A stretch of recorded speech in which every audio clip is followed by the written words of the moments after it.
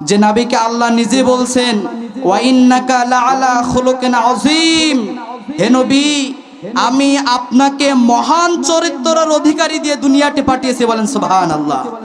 আল্লাহ কোরআনে ঘোষণা দিয়েছে নবী আমি আপনাকে মহান চরিত্রের অধিকারী দিয়ে দুনিয়াতে পাঠিয়েছি। আল্লাহ বলছে কথা। যে নবীর কাল কিয়ামতের ময়দানে আপনার আমার শাফাআতের কান্ডারি, যে নবীর শাফাআত ছাড়া জান্নাতে যেতে পারবো না, সেই নবীর নামে দুরূদ ও সালাম সকলে বলেন সাল্লাল্লাহু আলাইহি ওয়াসাল্লাম। সম্মানিত উপস্থিতি, আল্লাহ রাব্বুল আলামিন এই দুনিয়াতে যখন কোনো একটা জিনিস কেউ আবিষ্কার করে, তৈরি করে, যেমন এই মাইকটা যে ব্যক্তি সর্বপ্রথম তৈরি করেছিল, আবিষ্কার করেছিল, সর্বপ্রথম আবিষ্কার করার পরে এই মাইক যে ব্যক্তি তৈরি করেছে সেই ব্যক্তি একটা সুন্দর একটা বই তার সাথে দিয়েছিল। কেন দিয়েছিল? কারণ এই মাইকটা কিভাবে চালাতে হবে, কোন জায়গায় সুইচ আছে, কোনটা কি করলে মাইকটাতে কথা বলা যাবে, কোন জায়গায় তার জয়েন্ট ঠিক করে রাখলে আওয়াজটা বাহিরে বের হবে। একটা মেশিন, যে ব্যক্তি মেশিন তৈরি করেছিল সর্বপ্রথম, সেই মেশিনের সাথে কিন্তু একটা বই দিয়েছিল। কারণ ওই মেশিনটা কোথায় কি করতে হবে, কিভাবে স্টার্ট করতে হবে, কোথায় তেল দিতে হবে, তাই যদি না করতো তাহলে এই মাইকওয়ালা মাইকও চালাতে পারতো না, মেশিনওয়ালা মেশিনও চালাতে পারতো না। এখন বলেন আমাদের দুনিয়াতে পাঠিয়েছেন কে? একটু জোরে সরে আওয়াজ দিয়ে বলেন দুনিয়াতে পাঠিয়েছেন কে? এখন আল্লাহ যদি আমাদের দুনিয়াতে পাঠিয়ে থাকেন তাহলে আওয়াজ দিয়ে একটু বলেন তো আল্লাহ কি আমাদের জন্য কোনো একটা বই দেন নাই কিভাবে চলতে হবে আমাদের? কথা বলেন দেন নাই? সব জিনিস যদি তৈরি করার পেছনে একটা বই থাকে, তাহলে আল্লাহ যেহেতু আমাদেরকে দুনিয়াতে পাঠিয়েছে, এই পাঠানোর জন্য আল্লাহ একটা বই দিয়ে পাঠিয়েছে কিভাবে আমাদের চলতে হবে, কিভাবে আমাদের জীবন পরিচালনা করতে হবে, কোন পথে গেলে জান্নাত পাবো, কোন পথে গেলে জাহান্নাম পাবো, তার জন্য আল্লাহ তাআলা আমাদের একটা বই দিয়েছে। চিল্লাই বলেন তো সেই বইটার নাম কি? সবাই জোরে বলেন বইটার নাম কি? আল কোরআন। এই কোরআনের কাছে যদি আমরা আসি, এই কোরআনের কাছে যদি আমরা বসি, তাহলে আমরা বুঝতে পারবো যে আমাদের জীবনকে কিভাবে চালাতে হবে, কিভাবে জীবন যদি আমরা পরিচালনা করি তাহলে আমরা আল্লাহর জান্নাতের দিকে যেতে পারবো, আর কিভাবে যদি আমাদের জীবন ধ্বংস করে দেই তাহলে আমাদের জীবনটা কিভাবে জাহান্নামের দিকে যাবে। আসুন সে আল্লাহ পবিত্র কোরআনুল কারীম আমাদের মাঝে নাজিল করে দিয়েছেন। আউযু বিল্লাহি মিনাশ শাইতানির রাজীম। বিসমিল্লাহির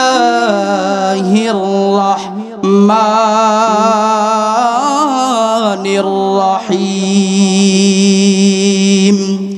ইকরা বিসমি রাব্বিকাল্লাযী খালাক।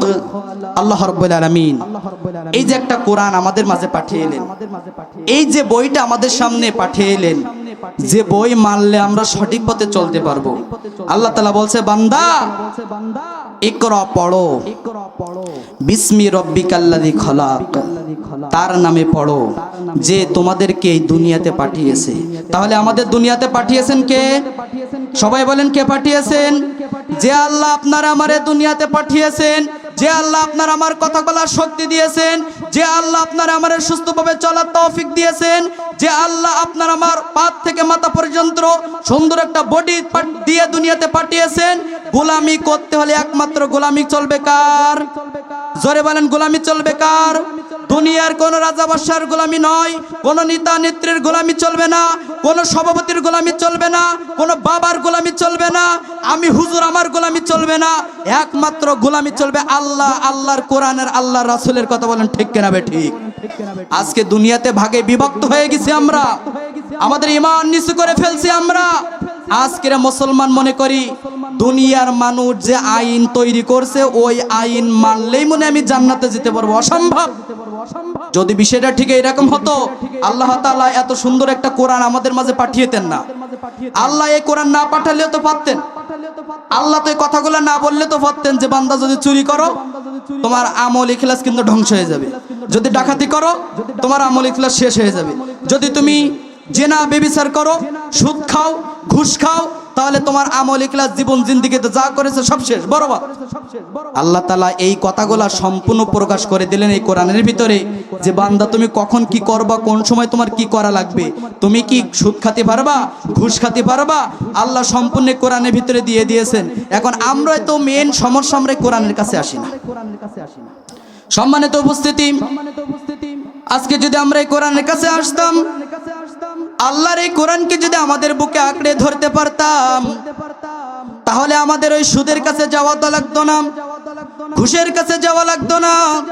এই কোরআন যদি আমাদের সমাজে বাস্তবায়ন করতাম, এই কোরআন দিয়ে যদি পার্লামেন্ট বাস্তবায়ন হতো, এই কোরআন দিয়ে যদি সমাজ চলতো, রাষ্ট্র চলতো, আপনার সমাজ নীতি, অর্থনীতি, ব্যবসা নীতি, সব নীতির ভিতরে, আপনার পারিবারিকের ভিতরে যদি এই কোরআন আপনি প্রবেশ করাতে পারতেন, আল্লাহ তাআলা নিজেই কথা দিচ্ছেন, বান্দা এই কোরআন যখন তোমার জীবনের বাস্তবে প্র্যাকটিক্যাল জীবনে তুমি বাস্তবায়ন করবে, আমি রব্বুল আলামিন তোমার পরিবারের ভিতরে রহমত বরকত দিয়ে ভরপুর করে দেব। সেই কোরআন আজকে আমাদের থেকে অনেক দূরে, সেই কোরআন বাস্তবতার দিক থেকে আমরা এখন কাছে নেই না, আমরা কোরআন পড়ি না, কোরআন বুঝি না। আল্লাহ তাআলা যে কোরআন আমাদের কাছে পাঠিয়েছেন, সম্পূর্ণ কোরআনের তথ্য পরিচয় দিয়ে আমাদের কাছে পাঠিয়েছেন। আল্লাহ রাব্বুল আলামিন বলছেন, শাহরু রমাদান নাল্লাযী উনজিলা ফীহিল কুরআন হুদাল লিন্নাসি ওয়া বাইয়িনাতিম মিনাল হুদা ওয়াল ফুরকান। আল্লাহ বলছে, আমার বান্দা এই কোরআনকে তোমাদের অস্বীকার করার কোনো সুযোগ নাই, এই কোরআনকে অমান্য করার কোনো সুযোগ নাই। যদি কোরআন তুমি অমান্য করে চলো, তোমার জীবনটা ধ্বংস হয়ে যাবে। শুধু জীবন ধ্বংস নাই, তোমার ইহকাল শেষ হবে, পরকালও তোমার শেষ হয়ে যাবে। আল্লাহ বলছেন, এই কোরআনের কোনো তথ্য, কোনো পরিচয় আমি আল্লাহ গোপন রাখি নাই। আমি আল্লাহ বলছি, শাহরু রমাদান আল্লাযী উনজিলা ফীহিল কোরআন, আমি আল্লাহ এই কোরআন পবিত্র রমজান মাসে পাঠিয়েছি। আমরা বলছি, আল্লাহ রমজান মাস তো বিদায় নিল, তাহলে রমজান মাসে কোন রাতে আল্লাহ কোরআন পাঠিয়েছো?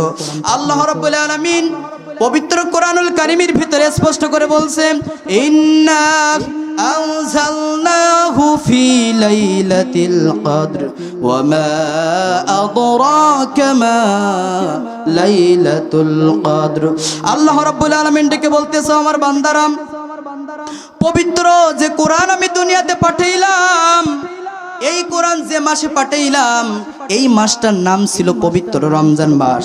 আর এই কোরআন যে রাতে পাঠিয়েছিলাম, সেই রাতটির নাম ছিল লাইলাতুল কদরের রাত। কোন সুবহানাল্লাহ। এরপরে রব্বুল আলামিন আবার ডেকে বলতেছেন, আমার বান্দারাম, এই কোরআন যদি ইকরা বিসমি রাব্বিকাল্লাযী খলাক, যদি কোরআন তুমি পড়তে পারো, বুঝতে পারো, যদি আল্লাহ যেহেতু তোমাকে বানিয়েছে, আল্লাহর এই কিতাব যদি পড়তে পারো, তাহলে রব্বুল আলামিন তোমার জন্য রয়েছে ইহদিনাস সিরাতাল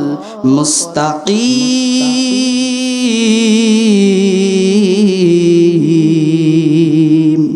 ও আমার বান্দারাম, যদি কোরআন তোমরা পড়তে পারো, কোরআন যদি তোমরা ধরতে পারো, তাহলে তোমাদের জন্য আমি আল্লাহ সঠিক সরল পথ রেখেছি, এমন পথ যে পথে তুমি যদি চলো বান্দা, তাহলে মৃত্যুর পরে সরাসরি আমার জান্নাতে চলে আসবে। কোন সুবহানাল্লাহ। আমরা বললাম, রব্বুল আলামিন কোরআন যেহেতু আমরা পড়বো, কোরআন আমরা শিখবো, আল্লাহ এই কোরআনের ভিতরে কি কোনো ভুল আছে? রব্বুল আলামিন বলছে, আলিফ লাম মিম যালিকাল কিতাবু লা রাইবা ফীহি হুদাল লিল মুত্তাকিন।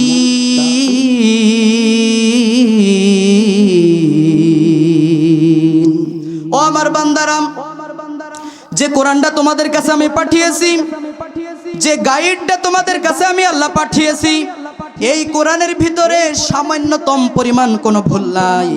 আল্লাহ রাসূল হাদিসের ভিতরে বলছে, আমার উম্মতেরা, আমি আল্লাহর কোরআনকে ভালোবাসি তিনটা কারণে। জোরে বলেন কয়টা?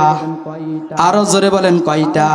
ক্বালান নবিয়্যু সাল্লাল্লাহু আলাইহি ওয়াসাল্লাম, উহিব্বুল আরবা লিসালাস লিআন্নি আরাবী ওয়াল কুরআনু আরাবী ওয়া লিসানু আহলুল জান্নাতি আরাবী আও মাকাম আলাইহিস সালাতু ওয়াস সালাম। আল্লাহ নবী ডেকে ডেকে বলতেছেন, ও ও আমার উম্মতেরা, কোরআনকে ভালোবাসি তিনটা কারণে। এক নাম্বার লিআন্নি আরবিগি, ও আমার উম্মতেরা, ও আমার সাহাবারা, আমি নবী, আমি নিজে একজন আরবি। কোন সুবহানাল্লাহ। আপনার আমার নবী বলতেছে, ও আমার সাহাবারা, ও আমার উম্মতেরা, আমি যে নবী, আমি নবী হই আমি একজন আরবি। ওয়াল কুরআনু আরবিগি, তৃতীয় নম্বরে রাসূল বলছে, ও আমার উম্মতেরা, তৃতীয় নম্বরে কোরআনের ভাষাও হবে আরবি। তৃতীয় নাম্বার আল্লাহ রসুল বলতেছেন, ওয়ালিসানু আহলুল জান্নাতি আরবিগি, যারা জান্নাতবাসী হবে তাদের ভাষা হবে আরবি। বলেন সুবহানাল্লাহ। আল্লাহ রসুল বলছেন তিনটা কারণে যে আমি কোরআনকে ভালোবাসলাম, এর এক নাম্বার কারণ আমি নবী, আমি নিজে একজন আরবি। দ্বিতীয় নাম্বার কারণ ওয়াল কুরআনু আরবিক, কোরআন যে লেখা আছে এই কোরআনের ভাষাও আরবি। ওয়ালিসানু আহলুল জান্নাতি আরবিক, যারা জান্নাতবাসী হবে, যারা জান্নাতে যাবে তাদের ভাষাও হবে বাংলা, ইংরেজি নয়, তাদের ভাষা হবে আরবি। সুবহানাল্লাহ বলবেন না? এই কোরআনের কাছে আজ পর্যন্ত যারা আসছে, এই কোরআনের কাছে একমাত্র যারা ধরা দিয়েছে তারাই বিপদ মুক্ত, তারাই জাহান্নাম মুক্ত, তারাই জান্নাতে শামিল হয়েছে। আল্লাহর দ্বীনকে যারা বাস্তবায়ন করার জন্য চেষ্টা করেছে, ইসলামকে যারা পুরোপুরি মেনে নিতে পেরেছে, তাদের জীবন ধন্য। আল্লাহ তাআলার দ্বীনকে, ইসলামকে যারা প্রতিষ্ঠিত করার জন্য চেষ্টা করেছে, আল্লাহর নবী হাদিসের ভিতরে বলছেন, ক্বালান নবী সাল্লাল্লাহু আলাইহি ওয়াসাল্লাম, মান ক্বারাআল কুরআন ফাস্তাযহারাহু ফাহাল্লা হালালাহু ওয়া হাররামা হারামাহু আদখালাহুল্লাহুল জান্নাহ ওয়া শাফাআহু ফি আশারাতিন মিন আহলি বাইতিহি কুল্লুহুম ক্বাদ ওয়াজাবাত লাহুন নার আও মাকাম আলাইহিস সালাতু ওয়াস সালাম। মনোযোগ দেবেন এদিকে। আল্লাহর হাবিব বলছেন, মান ক্বারাআল কুরআনা, যে ব্যক্তি কোরআন মানে, এই কোরআন বোঝে, কোরআনকে ধরে, তার প্রত্যেকটা জীবন এই কোরআনের পিছনে বিলিয়ে দেয়। তার প্রত্যেকটা জীবনে যেখানে যেটাই করে কোরআন অনুযায়ী, আল্লাহর কোরআন অনুযায়ী সেটাই করে। আল্লাহর হাবিব বলছেন, যে ব্যক্তি কোরআনকে বুঝতে পারবে, কোরআনকে ধরতে পারবে, ফাস্তাযহারাহু, কোরআনকে যারা ইজহার করার চেষ্টা করবে, ইজহার শুধু মিম সাকিন নুন সাকিনের ইজহার না, ইজহার করতে হবে, কোরআনের দাওয়াত অন্য মুসলমানের ভাইয়ের কাছে পৌঁছাতে হবে, নামাজের দাওয়াত দিতে হবে, সালামের দাওয়াত দিতে হবে, কোরআনের দাওয়াত দিতে হবে। যদি কোনো ব্যক্তি মান ক্বারাআল কুরআনা, এই কোরআন নিজের জীবনে বাস্তবায়ন করতে পারে, আর যদি কোরআনকে ইজহার করার চেষ্টা করতে পারে, ফাহাল্লা হালালাহু, আল্লাহর নবী বলতেছেন, আর হালালের যে বিধান আল্লাহ রাব্বুল আলামিন এই কোরআনের ভিতরে দিয়েছেন, আমার উম্মতেরা যদি হালালকে হালাল জেনে সেটা গ্রহণ করতে পারে, ওয়া হাররামা হারামাহু, আর আমার উম্মতরা যখন এই কোরআন অনুযায়ী জানবে যে এই জিনিসটা হারাম, এই জানার পর পরে আমার উম্মতরা যখন ছেড়ে দেবে, আল্লাহর নবী ঘোষণা দিয়েছে, আদখালাহুল্লাহুল জান্নাহ, আমার এই উম্মতের স্থান মৃত্যুর পরে সরাসরি জান্নাতের ভিতরে। সুবহানাল্লাহ বলেন। শুধু এখানে আল্লাহ রাসূল শেষ করেন নাই, ওয়াশাফাহু, যে ব্যক্তি কোরআন মানল, নিজের জীবনকে কোরআনে অনুযায়ী বাস্তবায়ন করার চেষ্টা করলো, কোরআনের দাওয়াত অন্যর কাছে পৌঁছালো, কোরআন অনুযায়ী হালালকে হালাল ধরলো, কোরআন অনুযায়ী হারাম জেনে সেটা ছেড়ে দিল, আল্লাহ রাসূল ঘোষণা দিচ্ছে, ও আমার উম্মত, ওই উম্মত জান্নাতি। ওয়াশাফাহু, ওই উম্মত আবার সুপারিশ করতে পারবে ফি আশারা মানে 10 জনের জন্য, মিন আহলি বাইতিহি কুল্লুহুম ক্বাদ ওয়াজাবাত লাহুন নার, এমন 10 জন ব্যক্তির জন্য সুপারিশ করতে পারবে যে 10 জন ব্যক্তির জীবনে যত ইবাদত বন্দেগী করেছে, সুদ খেয়েছে, ঘুষ খেয়েছে, হারাম খেয়েছে, জিনায় লিপ্ত হয়েছে, অন্যায়ভাবে অপবাদ দিয়েছে, অন্যের উপরে অন্যায়ভাবে জুলুম করেছে, যত ইবাদত বন্দেগী করুক না কেন, যদি সুদের সাথে জড়িত থাকে, ভালো করে শুনে যান মুসলমান, যদি কোনো ব্যক্তি নিজে জেনে বুঝে ইচ্ছায় যদি কোনো ব্যক্তি সুদ গ্রহণ করে, ওয়াল্লাহি লিল্লাহি, আল্লাহর কসম করে বলতেছি, যদি মক্কায় মদিনায় ওই ব্যক্তির মৃত্যুবরণ করা হয়, ওই মক্কায় মৃত্যুবরণ করা হলেও যত ইবাদত করেছে সব বরবাদ হয়ে যাবে। নাউযুবিল্লাহ। সুদ এত নিকৃষ্ট গুনাহ, এত নিকৃষ্ট জিনিস, কিন্তু দুঃখজনক বলতে হয় আমাদের সমাজে এই সুদ, এই যে এত বড় একটা মারাত্মক গুনাহ, এই গুনাহটা আমাদের সমাজে এমন ভাবে প্রচলিত হয়ে গেছে। আগে শুনতাম যে গোপনে গোপনে মানুষ সুদ আদান প্রদান করে, আর এখন শুনি গোপনে নয়, প্রকাশ্য সুদ দিয়া নিয়া করে।